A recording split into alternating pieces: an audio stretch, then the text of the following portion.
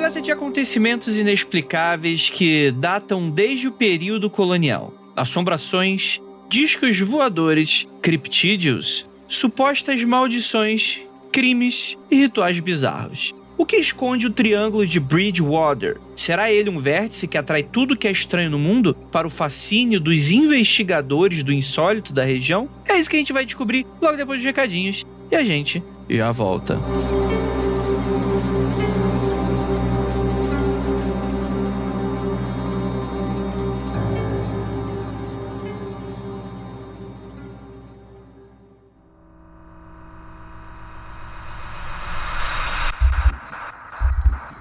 Não há nada de errado com seu áudio. Adentramos agora através dos seus sentidos.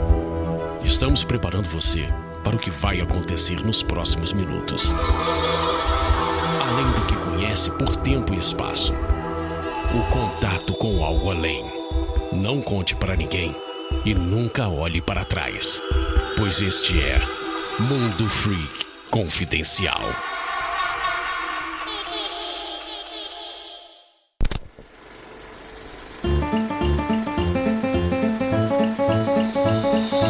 Chegamos aqui agora na área de recadinhos do seu Mundo Freak Confidencial em mais uma semana e, claro, sempre agradecendo a sua paciência, a sua audiência por estar aqui sempre com a gente. E gostaria de agradecer a todo mundo que ficou super emocionado, super agitado, super animado e super interagiu com a gente nas nossas redes sociais por causa do nosso episódio de número 400, em que a gente teve aí a reabertura do Caso Varginha. Cara, que incrível! Eu não podia deixar de comentar o quão nossos ouvintes abraçaram a ideia e o quão positivo foi o resultado, né? Pelo menos é isso que a gente tá vendo nas redes sociais, com todo mundo adorando, escutando mais de uma vez na mesma semana. Cara, realmente um show. E lembrando a todos, cara, gente, vocês são a nossa audiência. Vocês são o sangue do nosso corpo. Vocês são o óleo do nosso motor. São vocês que fazem tudo isso acontecer semanalmente e que não deixa esse gás acabar. Sem vocês a gente não seria nada, é claro. Então, se você quiser, por um acaso, ajudar a gente um pouquinho mais, o que eu sugiro? Por exemplo, teve esse episódiozão. Cara, manda pra pessoas que você curte, que sabem que não escutam muito o podcast ou que não escutam a gente, mas que são interessados no tema. Fala assim, ó, esse episódio aqui é mais longuinho, tem quase 2 horas, mas sério, tira 30 minutinhos, pula os recados, tira 30 minutinhos e dá uma escutada no que vocês quiserem. Cara, isso você já tá fazendo um caminhão de coisa legal pra gente, beleza? Lembrando a todos que também, se você está escutando aqui toda semana,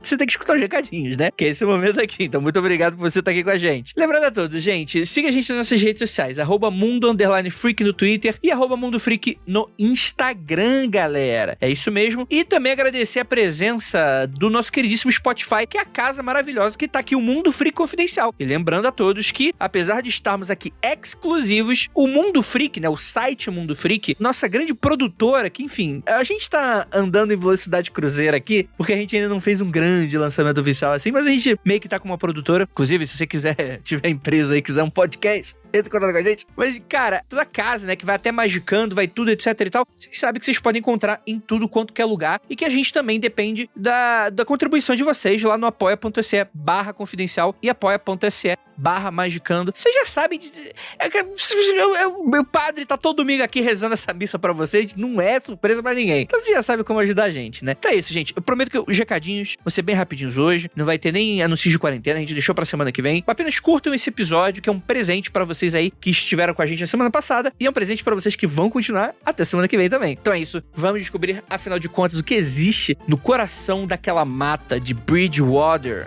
O que será que tem lá? A gente descobre agora no Mundo Freak Confidencial.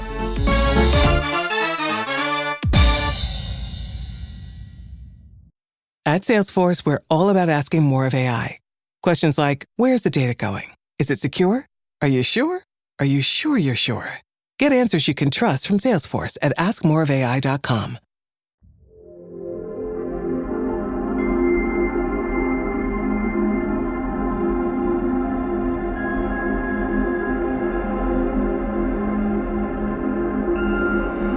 Longos dias e belas noites, queridos ouvintes. Está começando mais um Mundo Freak Confidencial. Esse é o Mundo Freak Confidencial raiz, aqueles que você estava com saudade. A gente falar um bando de groselha de um negócio que provavelmente não tem nada a ver, mas que, cara, é legal pra caramba, é super divertido e eu tenho certeza que vocês vão sair acreditando aqui. Eu sou o Andrei Fernandes e hoje vamos falar sobre Bridgewater Triangle. Você sabe o que é isso? Não?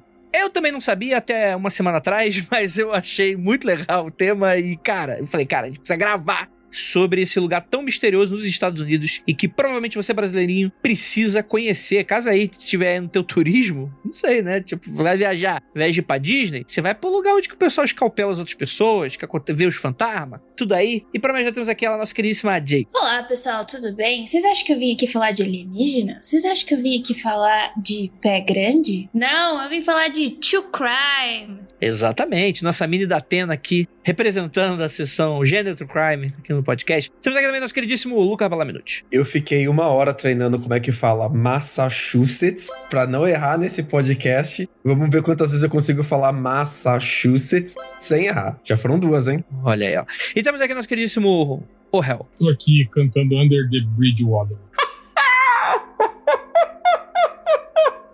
A risada do Lucas até cortou. Quebrou eu. Perdemos, Lucas. Então vamos lá, gente. Bridgewater Triangle. O triângulo de Bridgewater, né? A água da ponte, como seria a tradução. Mas você não traduz esse tipo de coisa que é nome próprio, né? Bridgewater. É o triângulo de Bridgewater, que é uma região muito interessante, né? Que eu acho que ele é triângulo só por causa de uma maneira muito arbitrária. Porque existe o Triângulo das Bermudas, então o pessoal é meio encegueirado nesse lance de triângulo aí. Mas que pega várias cidades ali dessa região. Onde é que fica exatamente, Lucas? Bridgewater fica no estado de Massachusetts. Oh. Você viu só que bonito? É tipo uma Osascona, né? Isso. Tipo se Osasco, Belfor Roxo e cite aí alguma outra região aí da região de vocês. Ela fica em uma região, cara, que não tem nada. Não tem absolutamente nada ali. As cidades que são as pontas do triângulo, né? São Rehoboth, que tem 12 mil pessoas. Abington, que tem 17 mil pessoas. E Freetown, que tem 9,2 mil pessoas. E a Tina Turner, né? Que era prefeita de Bridgetown. De Freetown. Como é que é? Não, eu tô falando de Meu Deus, Hell. Mad Max, pô, 3. Mad Max 3. Era Freetown mesmo, né? É tipo Townsville. Tem 500 Townsville nos Estados Unidos. É sempre a cidade das meninas superpoderosas. Mesma coisa. Agora eu vou te falar aí, Lucas, o que tem de cidade com nome, né, bizarro nessa região, que eu tô olhando o mapa aqui, né, cara? Porque essa região é região de colono. Essas cidades que eu citei, que formam o triângulo, elas foram assentadas em 1600. Ó, Rehoboth é de 1643, Abington de 1668 e Freetown de 1659. É a primeira galera que tá chegando lá nos Estados Unidos. Ondas de colono vindo pra colonizar ali o continente novo, direto da Inglaterra. E esses nomes, eles todos remetem a lugares e famílias inglesas, né? Então, por exemplo, no meio do triângulo você vai ter Taunton. Taunton tem a cidade que fica ao norte de Taunton, que é North Town. E a cidade que fica ao oeste de Taunton, que é West Town. Então os caras tinham uma cidade que era Taunton e o resto era tudo, tipo, essa é a cidade que fica ao norte de Taunton, então é a cidade do norte, sacou? E era isso, era o que tinha, cara. Era tudo mato e continua sendo tudo mato até hoje. É tudo um monte de cidadezinha minúscula, com centros históricos, sempre tem um prédio bonito ali no centro que é histórico, e nada. E cheio de psicopatas escondidos, provavelmente. A Jake adora, né? Opa, que lugar bom, né? Mano, toda vez que eu venho num episódio assim, não, a Jake, que sabe muita coisa de true crime, eu fico, vixe, gente, quem eu me tornei nesse podcast? Pra quem não conhece, Massachusetts fica mais ou menos ao norte ali de Nova York. É um lugar que é frio na maioria parte do ano, assim, um pouquinho mais ameno no verão. Mas tem muita floresta, muito parque, e não é um lugar que tem muita fazenda. Então, conforme você vai dirigindo, você vai vendo só praticamente floresta mesmo. E dizem que fica lindo no outono, que o estado inteiro fica inteiro laranja, né? Com as folhas das árvores que vão caindo. Mas se você pega a Rota 44, que sai ali do sul de Boston, você vai cortar a Massachusetts inteira. A Rota 44 passa dentro de Taunton e passa exatamente pelo triângulo de Bridgewater, né? Então tudo que a gente fala aqui, ele meio que acontece aos arredores de Taunton, aos arredores da Rota 44. Excelente, excelente. E por que a gente tá falando exatamente sobre essa região, né? Porque essa é uma região onde existem diversos mistérios envolvidos. E assim, antes de qualquer coisa, aqui no Mundo Freak, a gente tem uma política que é às vezes até anti a gente mesmo, que a gente é sempre sincero e honesto com o nosso ouvinte. Então, se é uma coisa que meio que tipo, a gente não acredita muito e tal, a gente não fica tentando sensacionalizar e fazer aquela parada. Então, eu acredito que muitas das coisas aqui a gente talvez possa desmistificar, apesar de que outras eu quero puxar um pouco a sardinha, mas grande parte dessa mística em volta dessa região se deve a um cara, a um criptozoologista, o tal do Laurie Coleman, que ele definiu esses limites. Ele foi basicamente o criador do conceito de triângulo de Bridgewater, né? Foi ele que identificou uma série de casos misteriosos que aconteciam em certas regiões ali unificadas. Ele traçou um triângulo e falou, ó, aqui tá acontecendo uma parada bizarra, né? Ele lançou um livro, Mysterious America, que, enfim, fala bastante sobre diversos relatos misteriosos. E é interessante porque, tipo assim, diferente de um Triângulo das Bermudas, que você tem os mesmos relatos dentro daquela região, aqui você tem micro-regiões dentro desse triângulo que acontecem às vezes coisas diferentes, né? O que dá aí é quase como se fosse a Disneyland da maluquice, né? Então você tem local que você vai ter avistamento de fantasma, você vai ter local que vai ter questões de rituais satânicos, dizem, né? Você vai ter local, enfim, você vai ter ufologia, monstros alados gigantes. Então, é algo que deixa muito rico aí pra quem curte o assunto, né? E pra quem quer ganhar dinheiro falando maluquice, né? Eu só chamo de Disneyland da maluquice agora. Eu não chamo nunca mais de Bridgewater Triangle. Exatamente. E cara, e é interessante porque essa região ela é bastante histórica, né? Como o próprio Lucas estava falando, porque ela é uma região colonizada, assim como toda a América, né? Todas as Américas. Todas as Américas, né? A parada é que, desde a época da colonização do século XVII, ela não é uma região com grande desenvolvimento. Então, ela ficou ali, mais ou menos parada no tempo, né? Tem a indústria, tem fazenda, claro, como toda a região, mas as cidadezinhas continuam minúsculas, cheio de igreja presbiteriana, igreja protestante, igreja batista, igreja quadrangular. Então, é uma região que se preservou muito daquela cultura dos colonos ali em volta, né? E meio que você dá pra remontar a história da chegada dos colonos nos Estados Unidos, entendendo a história dessas pequenas regiões. Lembrando que tudo ali era praticamente terra de indígena antes dos colonos ingleses chegarem, e muito do que a gente vai falar aqui tem a ver com o conflito entre colonos e indígenas. Exatamente. E tudo isso que a gente vai falar aqui tem muito a ver também com essa tensão étnica ocorrendo na região, porque você vai ter séculos de exploração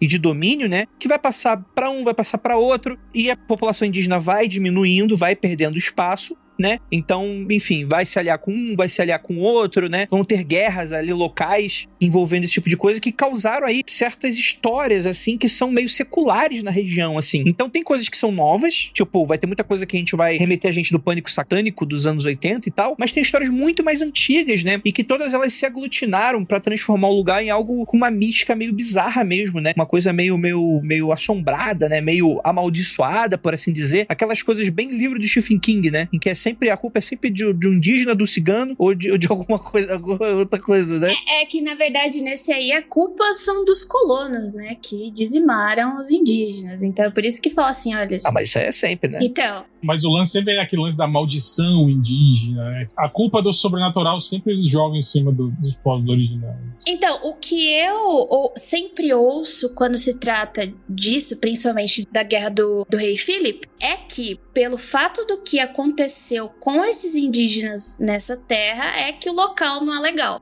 Pelo fato do que aconteceu com eles, entendeu? Mas vamos entrar no que é essa guerra do rei Philip, né? O rei Philip, ele tem esse nome porque... A mãe dele deu. Não deu. É um nome que ele escolheu. Ele pediu pra alguém escolher pra ele e pro irmão dele. O nome dele, original... né, o nome de guerra dele, né, é Metacom. Ele é um Decepticon.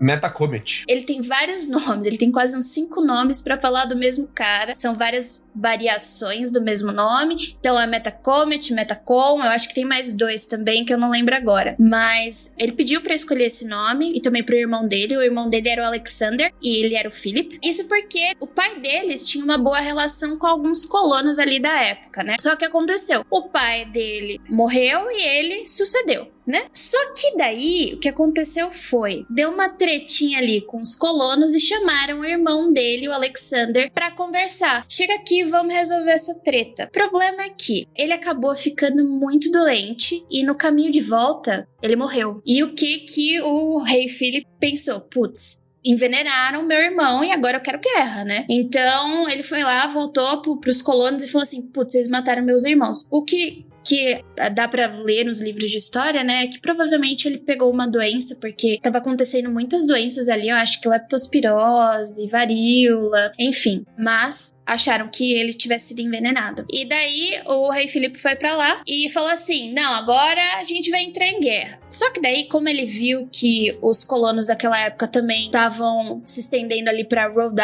Island, é isso mesmo, né? Connecticut e Rhode Island. Então ele falou assim, putz, acho que eu preciso unir forças porque senão não vai dar certo. Então a primeira tentativa dele foi assim, não, esquece essa treta, só quero ficar aqui de boa, deixa pra lá, meu irmão morreu, sei o quê. Então, parece que eles falaram assim, então larga suas armas, né, rei Filipe, e aí a gente sela a paz. Só que o rei Filipe falou, não vou fazer isso, né? E daí, a galera de Massachusetts chamou, né, aliou a Connecticut e Rhode Island pra poder selar a paz, só que daí esses dois estados também não quiseram e começou uma perseguição atrás do rei Filipe. Então, ele fugiu, teve determinado momento que ele tentou criar alianças com outros nativos americanos, mas alguns nativos americanos já tinham virado de lado mesmo, sabe? Alguns deles trocaram até suas religiões e começaram a caçar o rei Filipe. Então, toda essa brincadeira aí, a mulher e o filho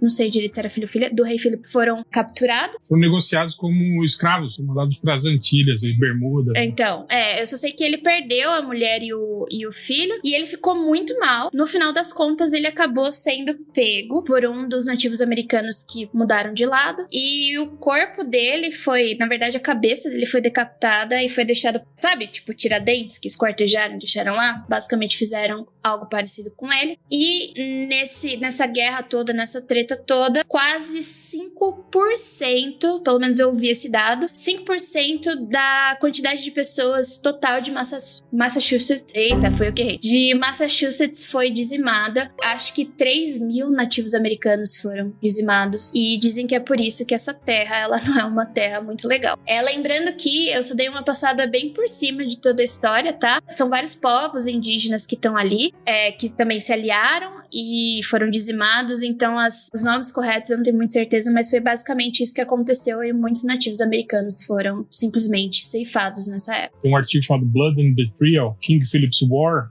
do Anthony Brandt, de 2014. E ele fala, entre outras coisas, que a cabeça do rei Philip ficou numa estaca na entrada de Plymouth durante 20 anos. A cabeça dele ficou lá.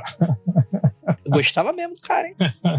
Essas batalhas que ocorreram nessa guerra, elas aconteceram dentro de Bridgewater Triangle, ali em volta de Freetown, ali em volta de Downtown. Então, tudo que a gente tá falando aqui, que a gente vai falar sobre assombração, sobre avistamento, sobre coisas estranhas, tem esse contexto histórico interessantíssimo de... Normalmente essas histórias, elas vêm com um viés de confirmação cristão do ponto de vista do colono, de coisas que eu não entendo, que não fazem parte da minha cultura, eu vou colocar no balaio do sobrenatural, do estranho, do bizarro, do desaparecimento. E isso meio que ficou perdido, essa história dos nativos americanos, né? Isso evaporou-se, sumiu, foi sanitizado da história e só sobrou agora a parte bizarra, a parte do insólito. Então, obrigado a Jay por resgatar essa parte da história, porque eu acho muito interessantíssimo vir com essa bagagem, né? Mas eu quero saber do sobrenatural, o que tem ali de acontecimento. Falando em sobrenatural, você sabia que dizem que o que aconteceu com os nativos americanos só aconteceu porque foi dentro do Triângulo e não ao contrário? Eu acho que não, né, gente? Pelo amor de Deus. Mesmo porque massacre de povos indígenas aconteceu em praticamente todo o território americano, independente de triângulo,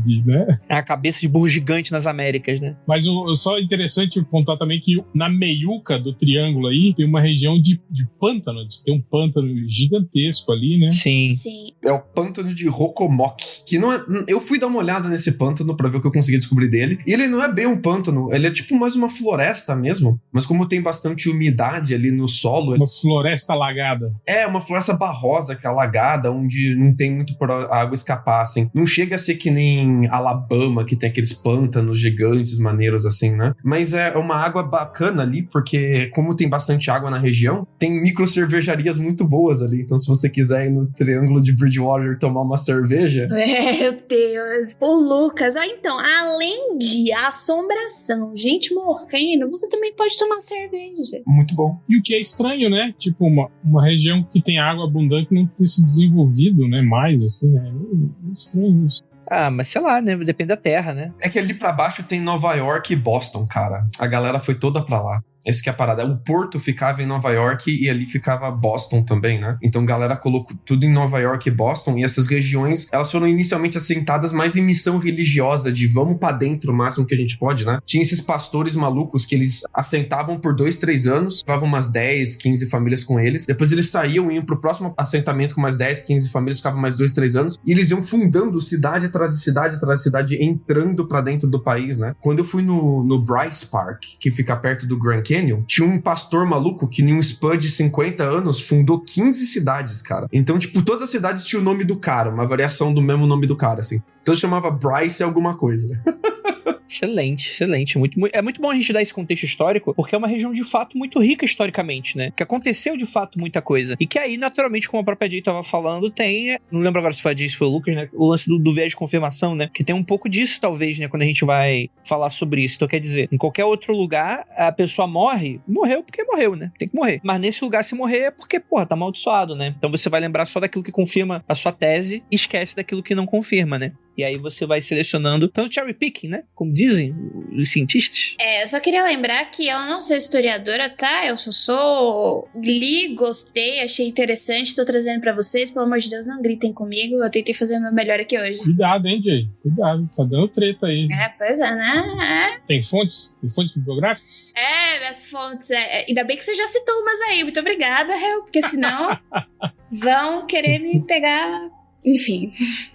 A minha fonte é Deus. Mas qual é a desse pântano? Esse pântano funciona mais ou menos assim. Os nativos daquela região, os Wampanoags, e, perdão, cara, eu tentei realmente ver como é que se pronuncia Wampanoags, e diversos lugares falaram de jeito diferente. Então Muito difícil, é muito difícil. É muito difícil. Então vai o Wampanoag mesmo. Eles acreditavam em uma entidade chamada Robomok. E por causa que o nome dessa entidade é Robomok, o pântano ficou como Rokomok, que é como os colonos falavam, né? E essa entidade, ela é bizarríssima, né? Os Wampanoags diziam que é um ser dos mais traiçoeiros e hediondos que espreita nas sombras à noite. Algumas pessoas não saem sozinhas à noite por medo de um encontro com esse demônio assustador. É que a palavra demônio traduzida meio que livremente, assim, mais como uma entidade maligna mesmo, não como capeta, né? Ele é o bicho-papão dos Wanapangues, né? E ele é o equivalente ao diabo europeu. Aqui é aquele diabo mais pregador de peças, sabe? Aquele diabo que quer a sua queda. Aqueles que estão em harmonia com seus semelhantes e buscam a presença do grande espírito em suas vidas não têm motivos para serem intimidadas pelo Robomok. Apenas bruxas autodenominadas e curandeiros que abusam de seus dons podem ser seriamente ameaçados por esse malvado travesso. Então, tipo, ele é uma criatura que coloca em xeque mais aquele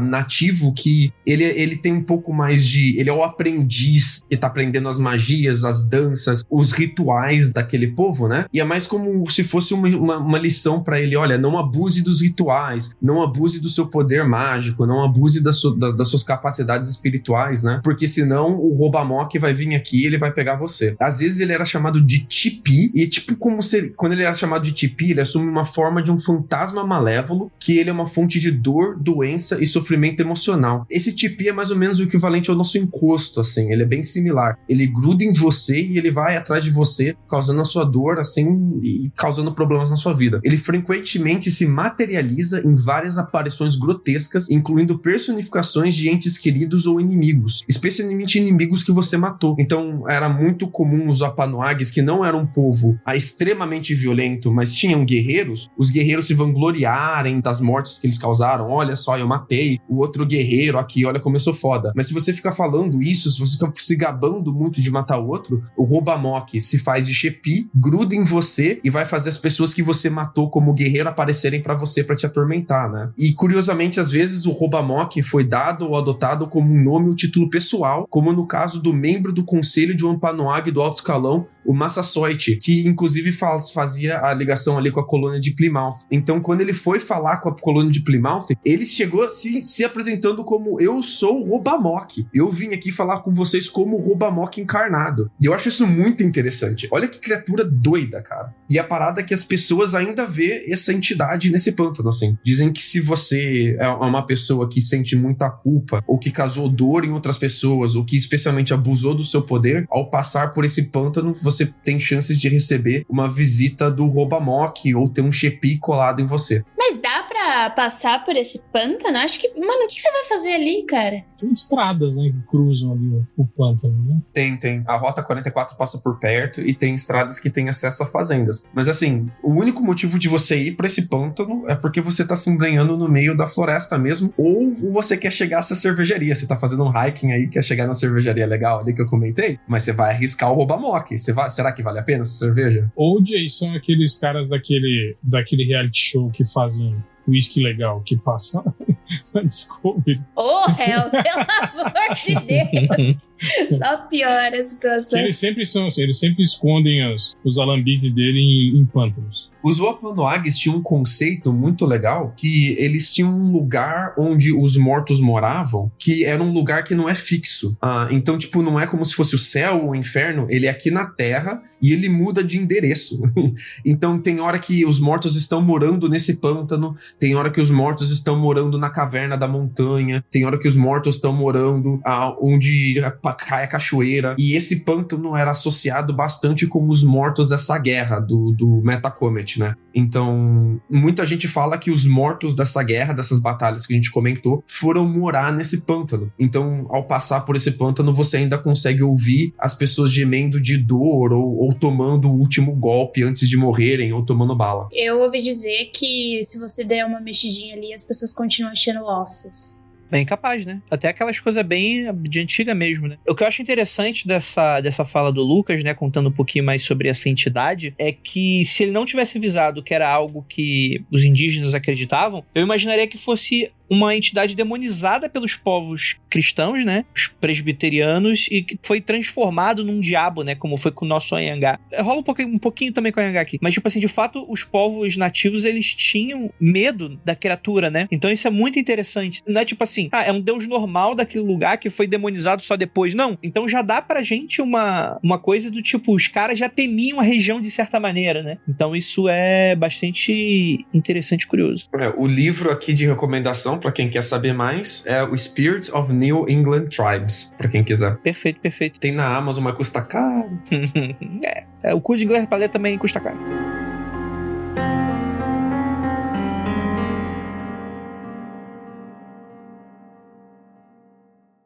I'm Mo Rocca, and I'm excited to announce Season 4 of my podcast, Mobituaries. I've got a whole new bunch of stories to share with you about the most fascinating people and things who are no longer with us. From famous figures who died on the very same day, to the things I wish would die, like buffets. All that and much more. Listen to Mobituaries with Mo Rocca wherever you get your podcasts.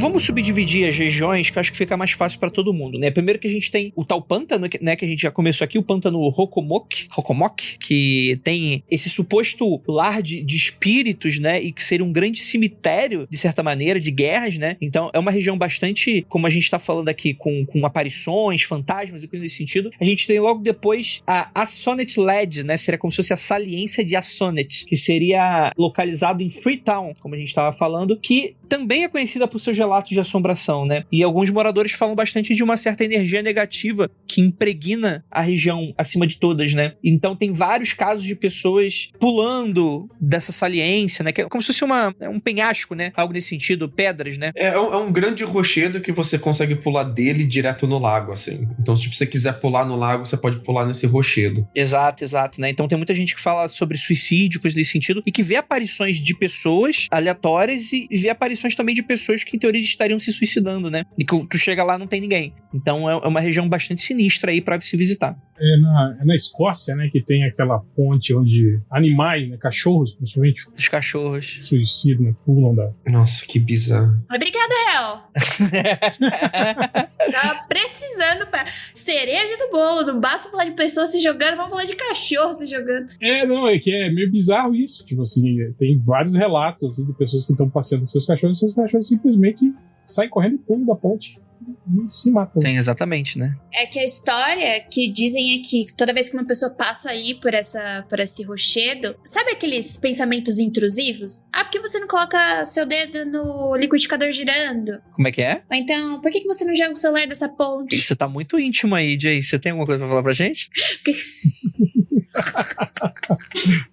Não, mas essas vozes aí, gente. Então tá bom.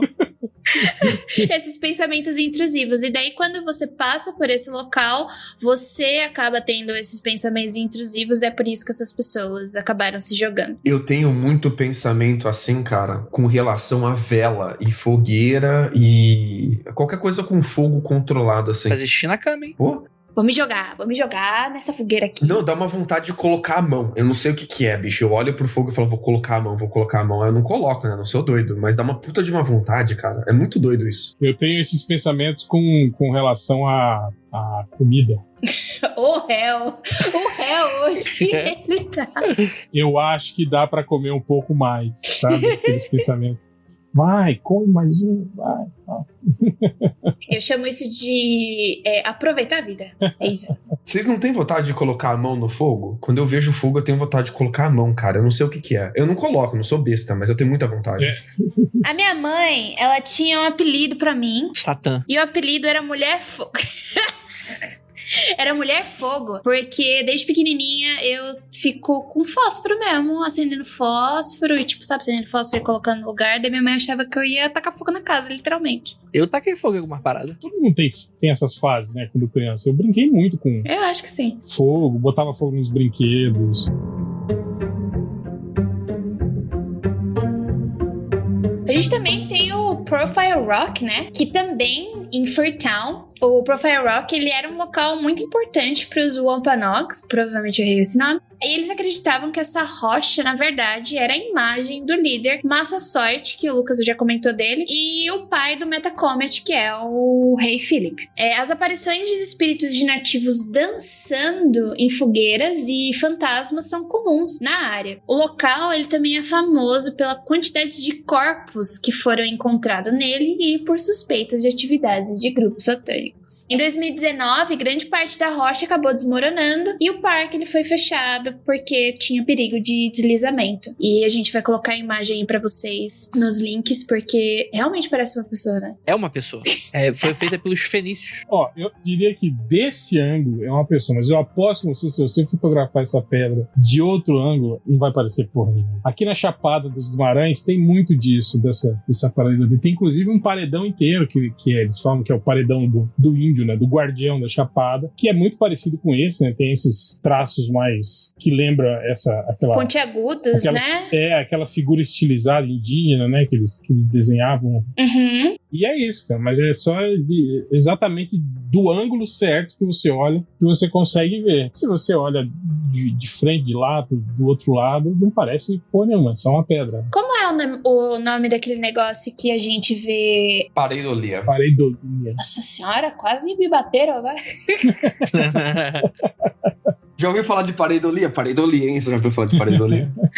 Pode ser também, né? Não sei, mas que é interessante isso existir nesse local e dizer também que é o perfil de um nativo americano e a gente também ter aqui no Brasil, também falar que é o guardião nativo do local, eu achei... Talvez seja, hein? Hoje eu tô believer.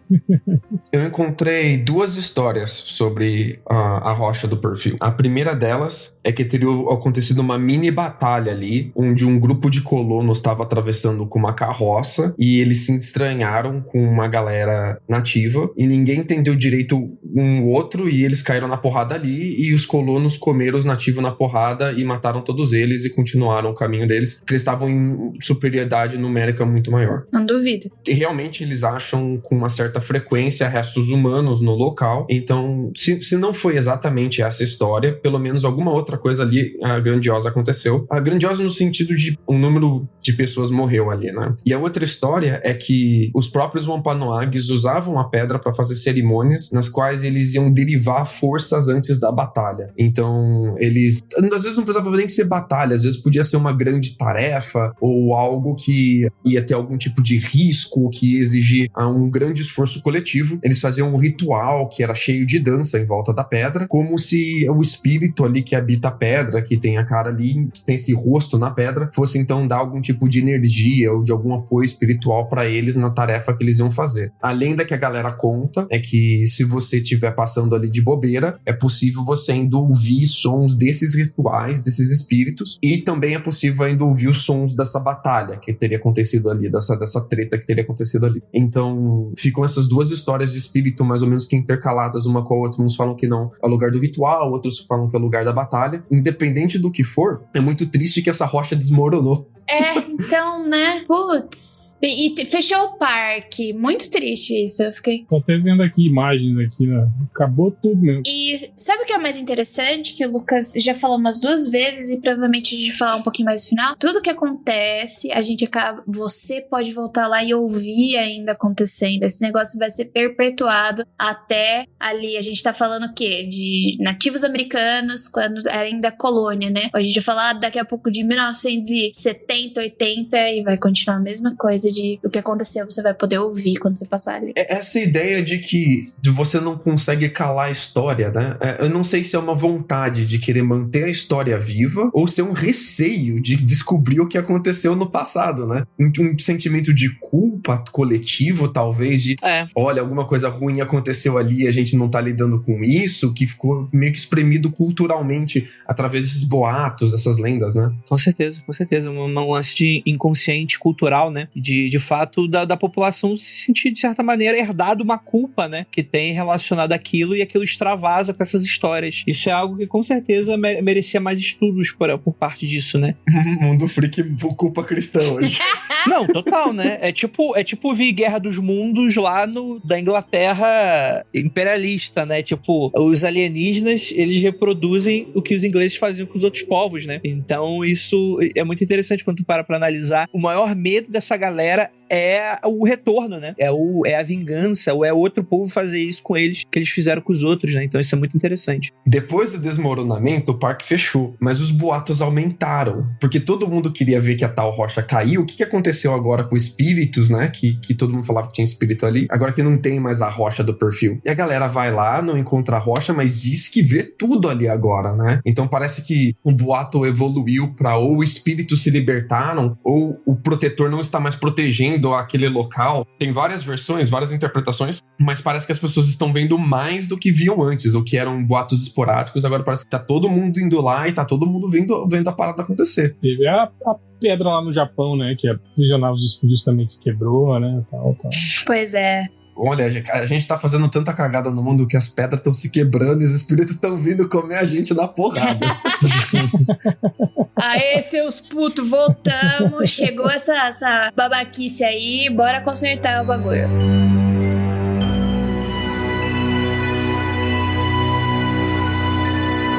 Bem, tem também outra rocha famosa aí nessa região do Bridgewater Triangle, que é a Dighton Rock, né? Uma rocha de 40 toneladas. Imagina o seguinte, é tipo aquelas pedregulho, tipo de rio, que é muito grande. Tu não sabe como é que foi parar lá? É uma rocha bem grande, que ele tem padrões de petroglifos, né? É uma rocha bem grande e existem diversas teorias que estudiosos usam para tentar buscar o que são aquelas inscrições, né? Então tem teorias diversas de que em algum momento egípcios, fenícios, vikings, portugueses teriam sido pioneiros naquela região, né?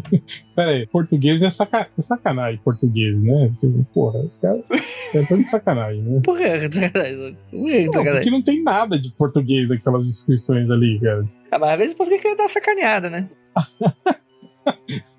Um português pichador, né? Que fez aquilo. Eu gosto muito que vai de egípcios a português. O cara mirou em tudo, velho.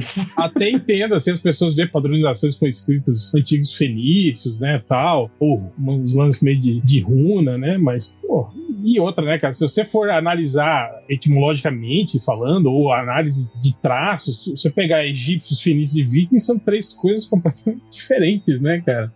Totalmente. Não só isso, né, mas normalmente os petroglifos, assim, eles são similares a outros petroglifos da mesma região. Nesse caso, não. Esse petroglifo, ele é isolado. Geralmente, quando você tem um parque de petroglifo, ele tem entre dezenas até milhares de petroglifos, né? Então, o povo que tava lá, ele não escreveu em uma rocha e foi embora. Eles foram se assentando, foram escrevendo a história deles aos poucos, adicionando mais petroglifos, né? Conforme talvez eles iam mudando de local pro outro, eles iam deixando a sua história marcada, escrevendo as coisas nos petroglifos, né? Pra quem não sabe, petroglifo é quando você crava na rocha mesmo. Você machuca a rocha pra deixar uma coisa marcada nela, né? E, por exemplo, quando eu fui no Havaí, tinham vários petroglifos lá no Havaí que tinham sido descobertos, que eram muito similares com outras ilhas muito distantes do Havaí, mas ainda ali na meiuca do Pacífico. Então você conseguia analisar esses petroglifos de diversas ilhas e ver que haviam similaridades entre eles, e você datava essas rochas, datava esses petroglifos e conseguia ver que até montar talvez uma tentativa de linha do tempo, né? Esse petroglifo, ele me chama muito a atenção, não porque a gente não sabe quem fez ele, mas porque ele é único, ele é isolado, só tem ele na região, não tem mais nenhum petroglifo, e muito mais porque a gente não conseguiu datar ele. Das 3 tentativas de datar ele, a galera falou que é da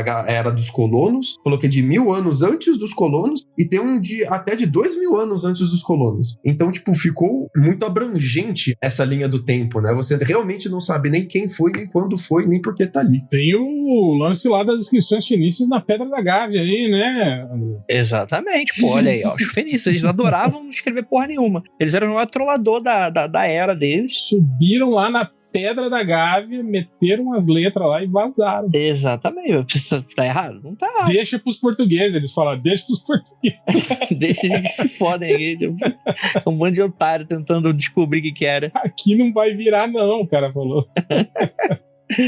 Exatamente.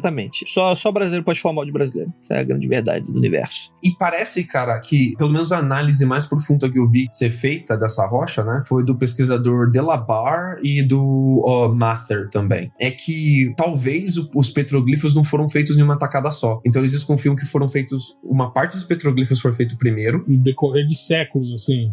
Ficou um tempão ali e depois outra galera veio ali e adicionou uma segunda metade nele. Então, tipo, tem mais essa parada ainda de você não saber o que significa. E ali, se você olha o desenho dele, parece que tem uma pessoa de formato triangular com cabelo que lembra o Cebolinha, da Turma da Mônica, no canto esquerdo. Aí tem alguns símbolos que lembram peixes e zigue-zagues. Tem um bicho que lembra muito um gato, talvez um gato feito de origami, assim, ele é todo quadrado. Ah, então é egípcio. Então é egípcio. Ah, meu Deus.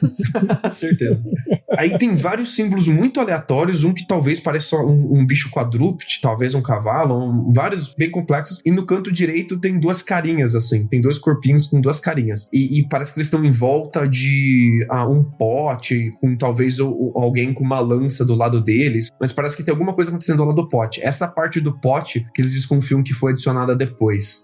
Então, tipo, talvez alguém fez um ritual em volta desse petroglifo e adicionou o próprio ritual ao petroglifo depois. Se você sabe, fala pra gente. Aqui na América do Sul, você só teve os primeiros cavalos após a colonização, né? Não se tinha cavalos aqui, né? Mas na América do Norte já foi o berço da evolução dos cavalos. Então você já tinha cavalo nativo, né? Cavalo selvagem na América do Norte, né? E tem até uns fatos estranhos aqui, por exemplo, de alguns povos indígenas daqui da América do Sul, eles já terem uma palavra para designar o cavalo, mesmo sem ter cavalo aqui. Então eles atribuíram isso a talvez contatos, talvez com outros povos antes, né, dos portugueses, né, que chegaram aqui. Eles já tinham palavras também específicas de pele branca e cabelo claro, né? Tipo, já se tinha no linguajar indígena palavras específicas já para designar esse tipo de característica, né? Então o que denota que provavelmente eles já tinham visto alguém, né, assim, e já tinham um termo, né, para designar essas pessoas e esses animais. Era alienígena. Eu acho a senhora que chegou Era alienígena e eles já sabiam descrever alienígena, ó, antes de escrever branco. Eu já falei, mano, é branco, tipo, porra, bicho. Ou vai raptar nossa vaca, ou fudeu.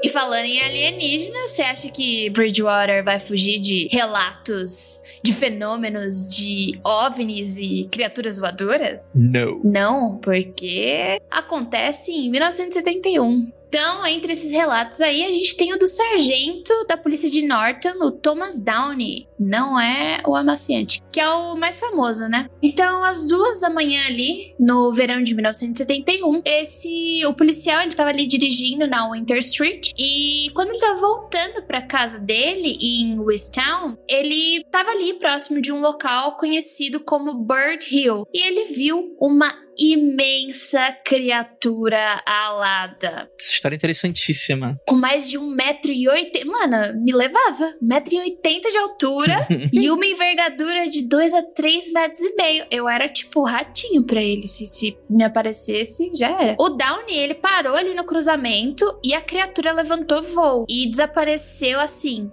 rapidinho entre as árvores que tem ali no pântano. O sargento, ele disse, né, ele foi lá e contou pra polícia o que ele tinha visto assim que ele chegou em casa. E a área, ela foi vasculhada, mas a coisa, ela não foi vista de novo. E o homem, o policial, ele acabou sendo ridicularizado pelos colegas de trabalho. Foi fogo, né? Você vê um negócio... Eu acho que eu ouvi o relato dele. Ele falou assim, gente, olha, assim, não acredito no insólito, não tem por que eu estar mentindo. Eu realmente vi essa criatura e eu tô contando pra vocês porque eu fiquei assustado e não sabia o que fazer. Imagina. Rapaz, imagina. Porque, tipo assim, é um cara que não tem nada a ganhar com isso, né? Diferente desses caras que escrevem livro, né? Coisa desse sentido. Então isso é muito interessante mesmo. Ao cético. Não, é que, tipo assim, essas regiões de pântano, alagado, você tem pássaros relativamente grandes, assim, né? Você tem na Califórnia, cara, o condor que tem 3 metros de ponta a ponta na asa, né? Mas aí é do outro lado do país, né? Migrou. Deu uma passadinha ali. Mas se ele levanta voo, por que ele é condor? Sacanagem. Vamos... Nossa! Aqui no Mato Grosso, na região do Pantanal aqui, também tinham relatos, assim, quando começaram as entradas de bandeiras aqui pro interior do país, de bandeirante maluco, de ver, por exemplo, o tuiuiu, esses pássaros gigantescos que tem pra cá, né, e eles também acharem um absurdo, algo que eles nunca tinham visto antes, né, tal. Apesar de que aí, em 1971, provavelmente esse cara já conhecia toda a fauna local aí, né, do pântano, né, ele devia ser um habitante, né, mas, sei lá, cara, tem diversos tipos de pássaros aí que podem assustar uma pessoa, né? Um tipo de garça, flamingo, sei lá. A gente tem um Aconteceu Comigo, se não me engano foi o Lucas que contou essa história. Exatamente. Você lembra, Lucas? Eu lembro dessa, do cara do carro, né, que viu um pássaro na beira da estrada, né, que ele tava passando.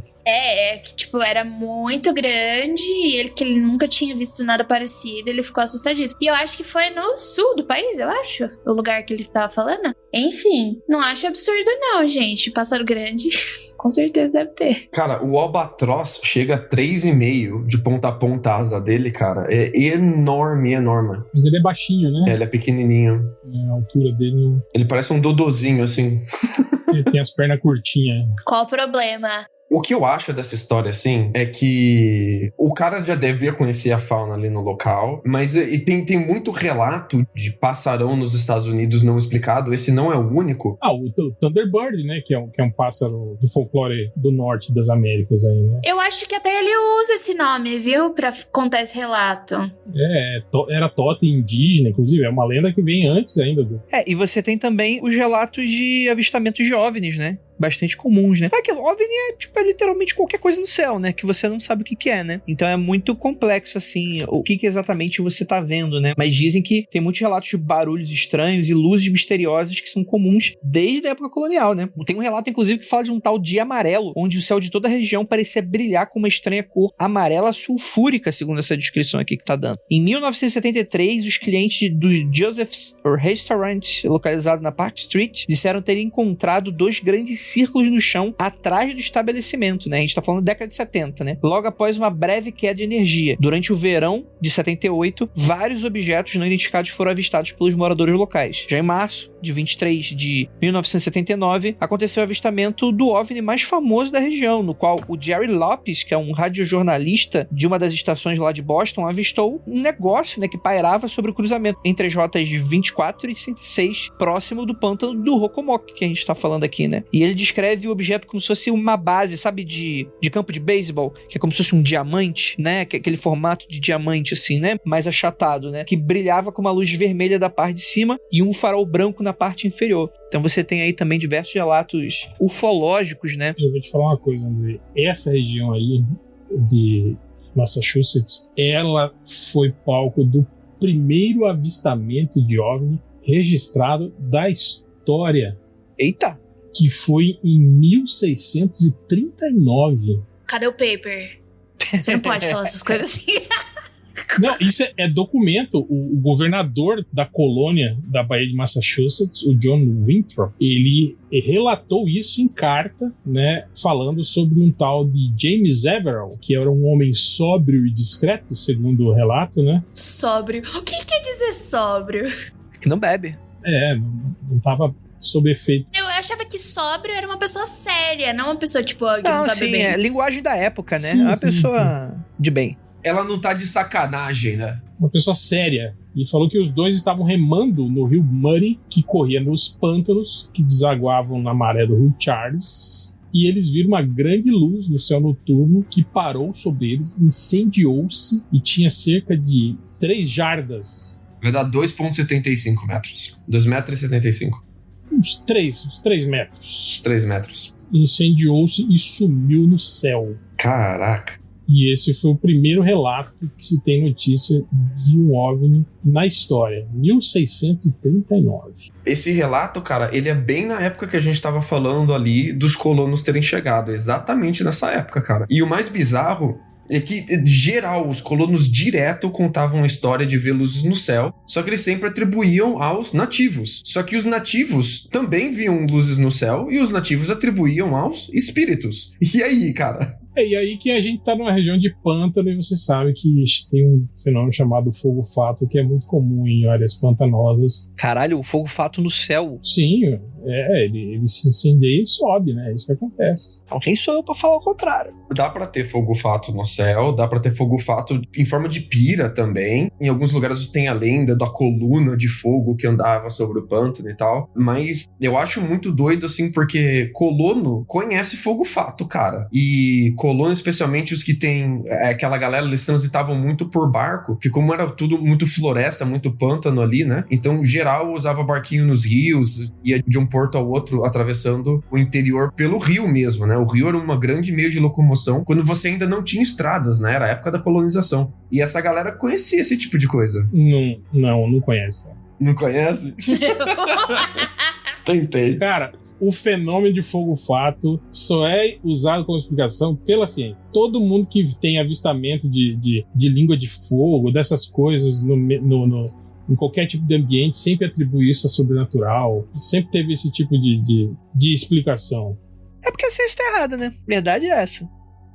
Porque a explicação... Porque fogo-fato não existe, na verdade. Na verdade, existe isso, né? Existem fenômenos sobrenaturais em forma de fogo, né? Exatamente. Hein, Lucas? Imagina você no seu barquinho, no meio do pântano de Massachusetts, e de repente aparece uma coluna de fogo a, 20 metros de você. Você vai olhar e falar, é um fogo-fato. Ou você vai simplesmente pegar o seu barco e remar o mais rápido possível na direção contrária a esse fogo que você tá vendo. Não, eu vou contestar, sabe por quê? Desculpa, Lucas, eu vou te defender. O Lucas tem uma foto no meio do vulcão segurando abacaxi. Ele não tem medo de nada. Mas o vulcão não é sobrenatural, né? Depende pra quem pergunta. Eu acho que se eu sou um nativo, eu achar que é o Robomock, e se eu sou um colono, eu culpar os nativos. Com certeza. Mas a parada que me deixa meio embasquecido, assim, é que o relato dos colonos, ele é bem diferente do relato dos nativos. Os colonos, quando eles falam de luzes no céu ali, eles normalmente falam de noites claras e de ver 1 ou 2 pontos de luz, globos e tal, e coisa que realmente lembra fogo-fato. Já os relatos dos nativos, eles tendem a ser um pouco mais pirotécnico. Eles falam de labaredas de chamas dançantes de cores diferentes, de círculos de fogo, e fogo, o fato que eu saiba, não faz círculo, de anéis de fogo que sobem e descem da floresta. Quando você é bem-vindo naquele pântano, os arcos de fogo te cumprimentam, sabe? Quando você não é como você é bem-vindo, quando você tem uma missão naquele pântano, os arcos de fogo se levantam e te cumprimentam. São uns relatos muito mais doidos, assim. E eu acho difícil eu chamar de OVNI nessa época, relato de luz no céu, assim, mas eu gosto que esse é o primeiro relato, eu acho bem bacana, assim. Eu tenho em carta, tenho escrito assim, porque a gente já começa a traçar, tipo, um tipo de curiosidade específica com luzes no céu, né, cara? Total.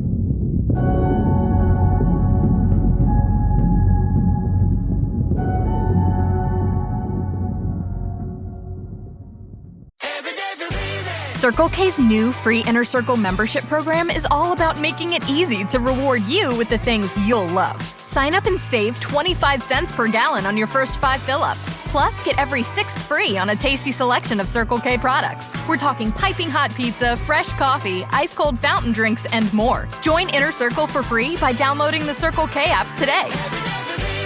Terms and conditions apply at participating locations. Visit CircleK.com for details.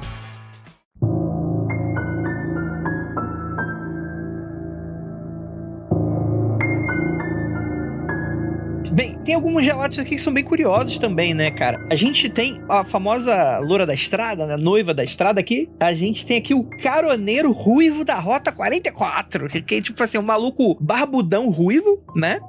Com uma camisa de flanela, tipo Nirvana, e calça jeans, mano, que fica andando pela estrada e fica pedindo carona. Praticamente o Léo Finocchi. Mas, cara, é interessantíssima essa história, né? E aí tem relatos que alguns dizem que o cara se joga na frente do carro pra evitar algum acidente. Tem gente que fala que ele pede carona e quando você dá, ele some dentro do seu carro. Aqueles relatos clássicos de assombração de estrada, né? Isso é muito maneiro. É os clássicos daqui, né? Que não tem aqui. Tem uns que é de tipo de gente que foi atropelado, morreu na rodovia e que acaba assombrando. Aqui tem a mulher de branco, né? Aqui tem, né? Eu ia falar bailarina. Aqui em Cuiabá tem um relato que fala que tem uma estrada que corta a cidade pelo lado de fora e tem uma ponte, né? E eles sempre falam isso, que quando você passa por essa ponte à noite, você nunca deve olhar pro seu retrovisor logo depois que você passa a ponte, porque se você olhar e você avistar sempre... Dizem que é uma menina, né? Uma figura de uma menina. Ela fica sempre ali ao lado da ponte, né? Assim, você provavelmente vai falecer um pouco. Faleceu. Mas esse ruivo aí parece pegar aquele negócio de que ruivos são criaturas de outro universo diferente, lá. Só que parece que esse cara não faz nada, né? Tipo, ele aparece, ele vai lá, pega uma carona com você e desaparece. Ele nunca... Desaparece dentro do seu carro, né? É meio que tipo pra... tava aqui, não tava mais. Nem pra ele dar uma matadinha em alguém, né? Fazer uma coisa assim, fazer as pessoas desaparecerem junto com ele. Eu encontrei um post antigo de 2014 de um anônimo que se dizia trabalhar no Bolton North State Park, que é ali perto da cidade de Manchester, onde passa a Rota 44, ali perto de Hertford, já um pouco mais longe do Triângulo, mas ele conta o relato do caroneiro ruivo também, e eu vou trazer o relato deles aqui em uma tradução livre para vocês, tudo bem? Diz aqui o nosso Ranger, ele trabalha no State Park, ele é um Ranger, que ele tava pegando a Rota 44 em direção à cidade de Andover, porque ele trabalha no Gay City State Park. É esse nome mesmo, Gay City State Park. A gente é adulto, a gente não vai zoar. E era mais ou menos de noite, né? Ele ia trabalhar no turno da noite e ele era residente. Então ele ficava o final de semana inteiro morando ali no State Park e depois ele voltava pra casinha dele durante a semana. Diz ele que pegou da Rota 6 pra Rota 44 e quando ele viu uma pessoa descalça, de jeans estraçalhado, de camisa xadrez muito suja, andando na rua. E como ele é um Ranger, ele pensou em bater um rádio pra polícia e falar: tem um bêbado passando aqui na rua e tal. E ele foi parando devagarinho do lado do ruivo pra ver se tava tudo bem e tal, com um pouco de receio, talvez, com medo de uma arma ou de ser assaltado, alguma coisa assim. Mas ele parou atrás do ruivo. Mas como era um branco, né, ele não achou necessário puxar sua arma e disparar 6 vezes, né, no cara. Ai, que pesado. E 6 tiros nas costas de alerta, né?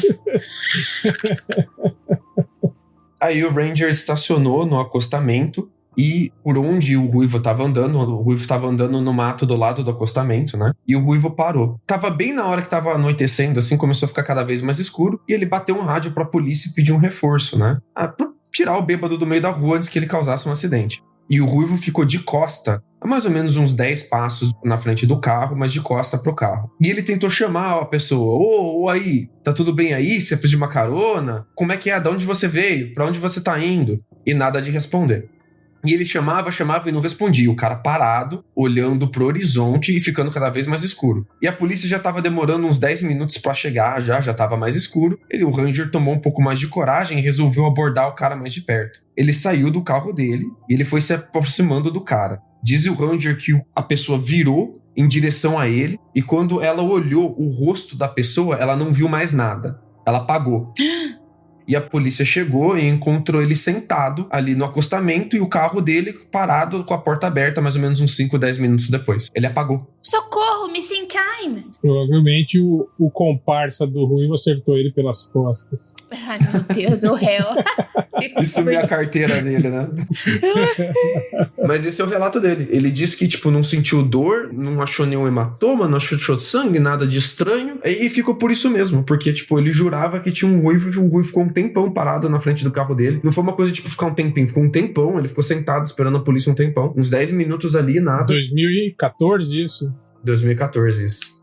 Provavelmente deve ter acontecido alguma coisa. E os carros não tinham câmera ainda, né? Os carros, provavelmente. É o clássico de, tipo, sei lá, morreu e sofreu um acidente ali, aconteceu alguma coisa, não fez a passagem e tá perambulando pela estrada 44. É estrada ou rodovia? Então, é route, é rota que a gente chama aqui mesmo, a rota 44. Rapaziada, vamos brincando aí mesmo com esse espírito. Cuidado com o Ruivão. Um lenhador. E temos também relatos de pé grande, porque é o que tava faltando aqui nessa história toda, claro, né? Lógico, vai acabar sem pé grande? Jamais. Durante as décadas de 70 e 80, diversos relatos de uma criatura enorme peluda como um urso. Só que não existem ursos na região, né? Então o pessoal atribui o aparecimento do pé grande, porque naturalmente, né, é o que as pessoas fazem, né? Elas atribuem coisas ao pé grande. Coitado do pé grande. Mas é isso aí. Eu li um relato que eu achei até ofensivo. Tava uma família, né, por ali. E daí um dos filhos, na verdade a família inteira acabou avistando o pé grande, né? Só que quem viu primeiro foi um dos filhos. E um dos filhos falou assim: nossa, que pessoa cabeluda. Tipo, gente, não fica chamando as pessoas de cabeluda assim, entendeu? Deixa as pessoas, meu corpo, minhas regras, deixa a pessoa ser cabeluda em paz, não fala isso assim, ofensivo. Mas daí, tipo, todo mundo viu o pé grande, na verdade um homem muito cabeludo, eles se assustaram e, tipo, quando eles olharam de novo não tinha mais nada, o pé grande nem foi assombrar ele direito, ele só foi vir e não viu mais. Eu dei uma busca aqui, ó, André, e a região de Massachusetts tem urso, sim, urso negro. Inclusive, ele invade casas. Eles estão até próximo de centros urbanos. Sim, tem, mas não é Massachusetts inteiro. O que o pessoal relata é que nessa região próxima dessas cidades não é comum, não tem, tipo, não é visto, não é algo que é normal. Mas que foi visto, né? Só que não voltou a ser visto mais. Então, quem sabe, ninguém viu, né? Avistamento em Greenfield. Greenfield é perto do Triângulo. O estado de Massachusetts é muito grande, Lucas? Ele não é grande não, cara, mas Massachusetts tem 1 milhão de mini cidadezinhas com 500 pessoas, 1000 pessoas, assim, uma do ladinho da outra, cara. Então é difícil dizer onde fica Greenfield, eu não vou saber. Apesar de que o urso preto, ele não é muito grande, né? Ele não é aquele urso gigantesco igual o urso pardo, né?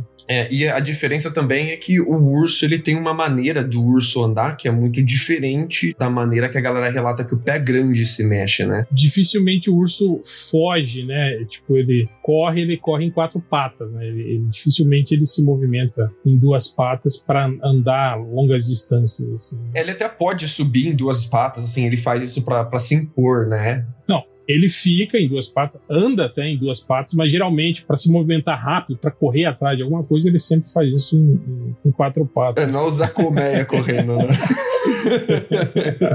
Mas a galera relata que o pé grande mesmo, ele se embrenhou pela mata andando em 2 patas mesmo, assim. O que é bizarro no pé grande não é nem o porte dele, mas um bichão peludão enorme desses, assim, tá andando em 2 patas, tipo um bípede mesmo, né? Por isso que muitos dos criptozoologistas levantam a hipótese do pé grande ser um tipo de bípede, um elo perdido aí, que ficou uma espécie mal explicada, que é muito rara e a gente não entendeu ela ainda, que a gente não consegue encontrar espécimes dela pra estudar ela, né? Mas eu acho muito difícil isso ainda em 2022, porque, tipo, na velocidade com que a gente destrói floresta pra fazer assentamento urbano... Isso nunca ter aparecido, né?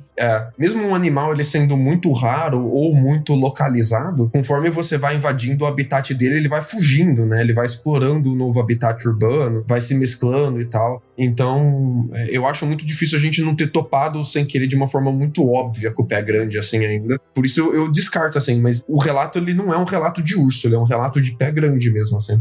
Que é bem bizarro. Ainda mais um primata nessas regiões aí, de grande porte, sem nunca ter sido, né, catalogado. É muito... Eu já vi uma vez uma matéria de um cara que ele era tipo desses debunker, né? E aí ele tava mostrando isso, que a maioria dos casos de avistamento de pé grande, principalmente na região norte dos Estados Unidos, geralmente são alces. Assim, a pessoa vê esses alces gigantescos, né? Tipo, vê ele só de frente ou só a parte de trás dele andando na floresta, né? E, inclusive, ele mostrou isso, tipo, pessoas que tinham pego, por exemplo, uma amostra de pelos, por exemplo, do pé grande, né? Eu tô fazendo aspas com os dedos aqui, que estavam presas aonde ele viu o animal, ele foi lá e coletou, e aí as análises de DNA sempre mostravam isso, mostravam sempre que era algum outro animal. Geralmente, alces, né? Confundidos. E confundir as pessoas embrenhadas no meio da mata. Você não vê direito, ou, sei lá, você ouve um barulho, olha, e vê um bicho de 2 metros de altura andando, né? Você não vai parar para analisar exatamente se é um pé grande ou se é um alce. Você simplesmente corre e fala que foi um pé grande. O território ali entre o Canadá e os Estados Unidos, ele é famoso por ter tido uma megafauna que foi toda extinta. Animais mamíferos que ficaram muito grandes, muito rápidos ali na linha evolutiva deles, e depois, pelo tamanho deles, eles acabaram sendo extintos quando as florestas começaram a dar espaço para mais campos de gramados, né? O clima mudou, a vegetação mudou, a presa mudou e eles não conseguiram se adaptar e desapareceram. Um desses animais que sumiram é o dire wolf, né? Que seria o grande lobo, que não existe mais. Então a gente ainda vê relatos criptozoológicos de dire wolves que não teriam sido extintos. E eu acho que um dos mais curiosos, que alguns criptozoologistas levantam como possibilidade de ser o pé grande, quando eles não levantam uma espécie ainda não catalogada, eles levantam que talvez seja um bicho preguiça gigante. Porque existiu na megafauna uma variação do bicho preguiça. O megatério, né? É, o megatério. Que inclusive é a preguiça gigante aqui também das lendas indígenas da Amazônia aqui, né? Tem o megatério e tem o megalonyx. O megalonyx, ele é ainda mais diferente da preguiça como a gente conhece hoje. Ele é mais parecido com o urso, assim, e ele parece que ele ficava em 2 patas por mais tempo, especialmente se apoiando entre árvores, assim. Ele escalava a árvore, ele se apoiava em árvore, e ele usava as patas dele, assim, pra locomoção, empurrando arbustos e as coisas assim. Então, muito criptozoologista não levanta a possibilidade de ser o megatério, o megalonyx, ou alguma dessas megafaunas que foram extintas. De estarem vivos até hoje, é isso. Eu tenho um grande problema com relação a esse tipo de... É tipo quando os caras falam que o monstro Loch Ness é um plesiosauro que sobreviveu até hoje. Eu falei, gente, vocês têm que imaginar que tem uma família de plesiosauros que está desde aquela época procriando dentro daquela porra, daquele lago, e sempre tem um filhote, né? É impossível isso. Não é impossível. É improvável. A megafauna é diferente de dinossauro, cara. A megafauna, ela tava ali em 50 mil anos atrás, cara. Pertinho, geologicamente falando. Sim, mas você imaginar que você precisa de um grupo X de indivíduos de megafauna procriando desde aquela época até hoje para você ter indivíduos, sei lá, você precisaria, sei lá, de pelo menos chutando baixo, uns 15 mil megatérios aí. E a outra pergunta é por que esses sobreviveram e todos os outros não, né? O que eles teriam de diferente ali que possibilitaram que eles se adaptassem enquanto o resto pereceu, né? Tadinho do mamute. Quando na verdade a gente sabe que isso tudo são projetos experimentais do governo, né? Com clonagem de animais. Meu Deus. Eu tenho certeza que o mamute já foi clonado, já fizeram um mamute já. Eu tenho certeza, cara. Isso só não é divulgado por questão ética, eu tenho certeza.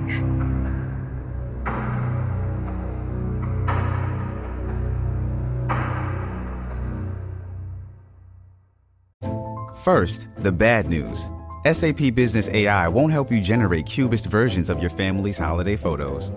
But it will help you understand which supplier is best to help you roll out your plant-based packaging in Southeast Asia, or identify the training your junior project manager needs to rise up the ranks, and automate repetitive tasks while you focus on big innovations, so you can be ready for the next opportunity. Revolutionary technology, real-world results. That's SAP Business AI.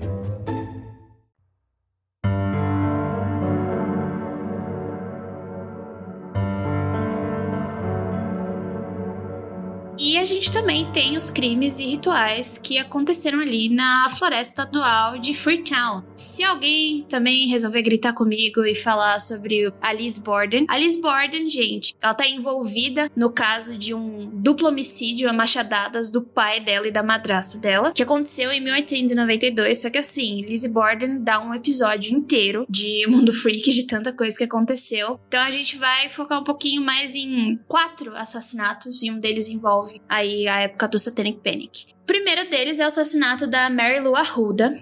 No aniversário dela, em setembro de 1978, a Mary Lou, ela tinha 15 anos e ela foi sequestrada enquanto ela estava andando de bicicleta ali no bairro, próximo a Church Street. A bicicleta dela foi encontrada um tempinho depois por um menino da vizinhança e que ele foi lá e devolveu a bicicleta para a mãe dela, e ela foi lá e chamou a polícia, porque ela sabia que tinha alguma coisa de errada. Essa ligação acabou desencadeando várias buscas policiais, cães, voluntários, durou dias, só que não tinha sinal nenhum dela. Parecia que ela tinha simplesmente desaparecido. Então, eles conversando ali, houveram algumas testemunhas que colocaram um carro verde desconhecido ali na área, e a polícia começou a trabalhar em cima disso. Só 2 meses depois, o corpo da Mary Lou foi encontrado ali na Freetown State Forest por um motociclista. Ela estava completamente vestida e amarrada ao pé da árvore. Então, os especialistas analisaram depois e eles acreditam que ela estava viva quando foi amarrada essa árvore, da cabeça aos pés, e a causa da morte foi por estrangulamento por asfixia posicional. Então, provavelmente, o jeito que ela foi amarrada na árvore, ela ficou ali em pé, né, fez com que ela morresse asfixiada. E aí que a gente parte para o suspeito, que é o James Cater, de 31 anos, que ele foi um dos principais suspeitos. Por quê?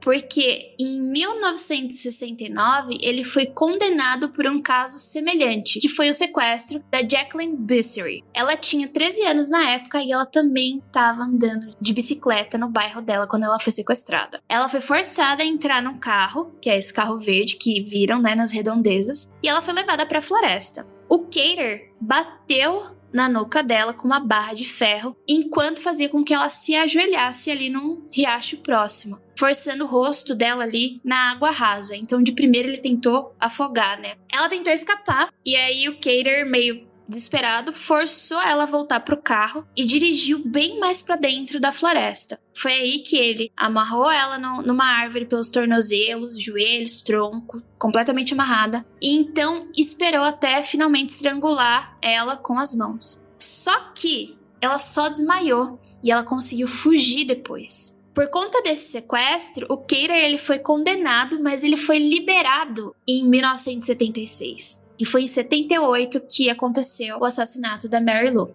O assassinato da Mary Lou, ele foi condenado, né? E hoje dizem que pode-se ouvir os gritos dela vindos da floresta.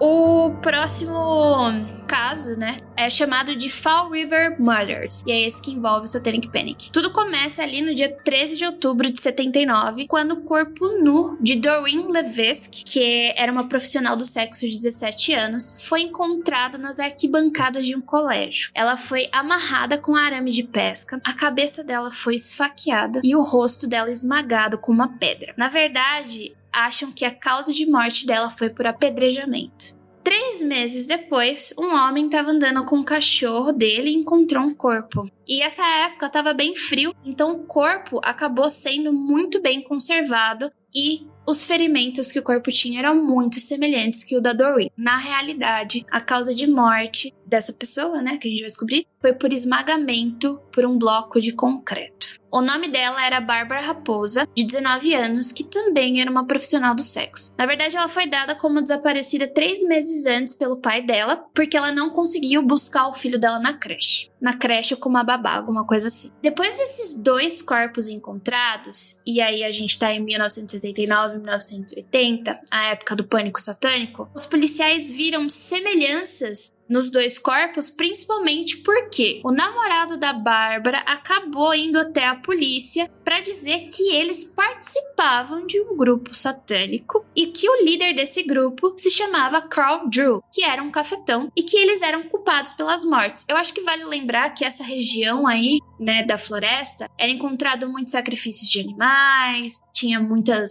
relatos de pessoas vendo pentagramas, tinha uns bunkers que parecia que era feito só para rituais, né? Enfim. Então era uma área que estava acontecendo alguma coisa. Quando a polícia soube disso e foi investigar, eles encontraram alguns membros dessa seita, né? Entre muitas aspas. E entre eles tinha uma garota chamada Carrie Mertzen, que levou os investigadores até o local onde eles praticavam esses rituais e contou sobre o Drew. Ele se autodenominava filho de Satã e, quando os rituais eram praticados, ele sempre dizia que já havia matado pessoas ali e as jogado no rio. O problema é que, em determinado momento, ela ficou paralisada de medo. Sabe quando você fica, meu Deus, vai dar tudo errado na minha vida? E ela disse assim, eu vou ser a próxima. Ela ali negou a proteção da polícia quando foi oferecida, porque, né, é como se ela tá ali cooperando com a polícia, isso transformava ela num alvo pro Drew. Só que nas palavras dela, ela falou assim, na verdade eu não sou um alvo só pra ele, mas eu sou um alvo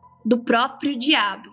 São palavras dela para os policiais. Logo depois, ela desapareceu. Só o crânio dela, com alguns pertences, foram achados na floresta. Na investigação, depois desse último corpo encontrado, eles começaram a grampear ligações dos participantes, né? E eles ouviram uma garota chamada Robin Murphy, de 17 anos, dizer que ela tinha matado a Karen e que ninguém iria descobrir que ela tinha feito isso. No final das contas, ela estava ajudando toda essa operação aí. E os 2 foram presos, a Robin e o Drew. O que aconteceu foi mais ou menos assim.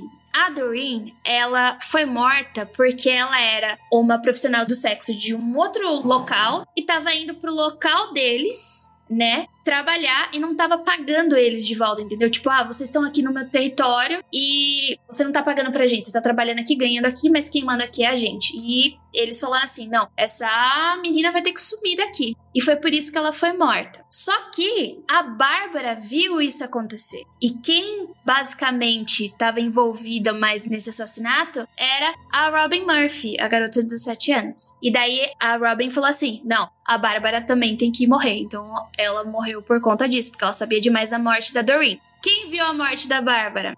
A Karen. Então... Parece aquele, tipo assim, com todo respeito, porque, porra, é foda isso, né? Mas parece até aquele filme de comédia, né? Tipo, a pessoa mata, mas sempre tem a testemunha que ela precisa matar a testemunha. Aí ela mata a testemunha, tem outra testemunha. Ela tem que matar a testemunha. Cara, que bizarro. E vira um bololô e não tem como. Enfim, então, tipo, não era ritual satânico nem nada. Eles estavam tentando controlar a área deles de alguma forma e virou uma bola de neve e aconteceu o que aconteceu. A Robin conta como a Karen foi assassinada e o que aconteceu com o corpo, mais ou menos. Só que assim, eu acho que já dei detalhes gore o suficiente. Caso você queira saber, dá uma pesquisada que vai estar por lá. Mas enfim, são coisas que aconteceram ali nessa floresta também. Então a gente tem assassinatos acontecendo. É engraçado que essa onda de assassinatos casa com o período que a região passou por surto de drogas muito grande. Então tava tendo muito encontro de jovens e jovens adultos para consumir drogas nesses parques, nessas florestas, nos cemitérios e nos lugares mais a esmos. E ali a galera que é mais cristã ia associando o uso de droga com culto satânico. E quando teve assassinato, aí você tem um grande pânico sobre isso. E essas histórias elas vão meio que se embolando uma na outra, né? Mas essa região passou por um período muito ruim das indústrias que tinham ali terem ido embora, das poucas que tinham ido embora, e ter toda uma juventude ali que teve um problema muito grande com o uso de drogas. E reza a lenda que esse problema não se resolveu, eles só se acostumaram com isso até hoje, né? Então, é muito doido essas histórias de true crime, assim, porque quando você pega o contexto delas, parece que elas realmente pertencem ao tempo e o lugar, né, delas, né? E é muito fora da curva, né? Muito doido. A gente tá falando de Massachusetts, né? Mas quando você vai ali pra Califórnia, também teve surto de crack e também teve o surgimento de vários serial killers, que eu descobri recentemente. Então, sempre tem uma ligação a mais de várias coisas. A lição é não use crack, crianças. Droga nenhuma. Vai assistir anime. Otaku fedida. Só sobre esses casos de crime, eu tava lendo aqui que teve o corpo da Mary Lou Arruda lá, que foi encontrado na floresta de Freetown, que teve um cara chamado James Cater que acabou sendo condenado pelo crime, foi preso e disse mas que na época muita gente achava que ele não era o culpado. Então, deu uma treta. Ele ficou indo e voltando. Esse problema de, julgamento dele só acabou de vez porque ele morreu de câncer. Porque ele tava toda hora, ali, pedindo pra, apelar, sabe? E não dava paz pra família da Arruda. Foi tenso, foi pesadíssimo. Ele dizia que não foi ele que tinha feito aquilo. E aí eles falam que, embora não tenha sido relatado na época, uma cruz foi descoberta perto do corpo, né? Na região da floresta, né? E eu acho que talvez aí também tenham começado esses papos sobre o culto satânico. Caralho, mano, se o pessoal for no cemitério, vai ficar doido, né? Mas é que tava no meio da floresta, entende, Andrei? Uma cruz, colocada lá no meio da floresta por nada. Não, é porque essa floresta já tinha bastante incidente de, pessoas fazendo pentagramas no chão. Aliás, encontravam muitos animais vivos mutilados só. Era uma região pesada já. Olha só, aí tem um relato aqui de um policial que era de Freetown, chamado Alan Alves, que trabalhou nesse caso, que 10 anos depois, ou seja, em 1988, 9 prostitutas foram mortas no condado de Bristol, que é ali pertinho, e que o cara falou que perto do corpo da primeira vítima ele também encontrou uma cruz, e ele afirma ainda que eram encontrados várias, pela floresta, cruzes ou pequenos altares montados assim com material de floresta mesmo, sempre próximo dos corpos dessas 9 prostitutas que foram mortas por estrangulamento na época. E aí tem o papo de que talvez o cara que matava em 78 fosse o mesmo que 10 anos depois assassinou essas 9 mulheres no condado vizinho. Não, o Drew, ele foi preso, acho que ele pegou prisão perpétua, assim. Quem saiu, a Robin, eles fizeram um acordo com ela, de você conta o que de fato aconteceu e você vai entrar em condicional. Ela entrou em condicional, mas eu acho que em 2001 ela fez alguma coisa e daí ela teve que voltar. Eu esqueci qual foi o crime que ela fez e ela acabou sendo presa de novo e não deu certo. Mas ele não saiu. E na verdade, ele não assumiu responsabilidade por nada, tá? Nadinha. Que lugar doido, né, cara? Que lugar saudável. E é estranho, será que não tem nenhum tipo de agência que faz criptoturismo por aí, não? Meu Deus! Nesses lugares aí? Não, eu acho que isso, se alguém montar um negócio desse aí, eu acho que... É que essa parada de turismo com tour, ela é muito BR, assim. O que tem aqui nos Estados Unidos são blogs, sites. A galera faz muito rota pra fazer road trip. Então, se você procura por Bridgeton Triangle Road Trip, vai ter lá várias rotas pra você fazer. E o cara te dá todo o planejamento, aí você só faz a rota, né? Você só vai ficando no hotel que tá lá. Você vai sozinho. Se você morrer, eu não sou responsabilizado. Exatamente, mas é muito vá por você mesmo. Mas é que não tem muita coisa lá, cara. Não tem muito o que fazer lá mesmo, assim. É bem a esmo, assim. Então é isso, ouvinte. O que você acha que acontece em Bridgewater Triangle?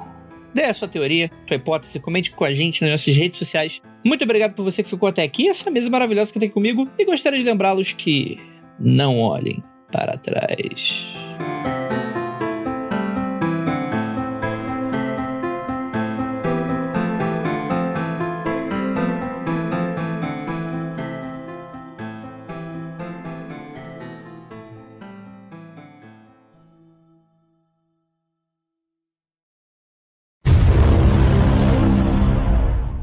Em volta dessa região se deve a um cara, a um criptozoologista, né? Chamado Laurie Coleman. Criptozoologista. Que meu inglês é britânico, desculpa. Criptozoologista. Harry Potter! O tal do Laurie Coleman. Como é o nome? É o Hot? Red Hot. É o Rockmok? Hot dog. De hot dog. É Rockmok, é uma palavra. Rocomoco. Rockmok. Hot roll. Cada um falou de um jeito Rocomoco. diferente. Aí o ouvinte, ele pega igual as cartinhas da Xuxa, coloca a mão pra cima e pega o que ele gostou. A questão é que o parque fechou depois do desmoramento. Tá pior que Massachusetts. Depois do Caralho, desmorou. mundofreak.com.br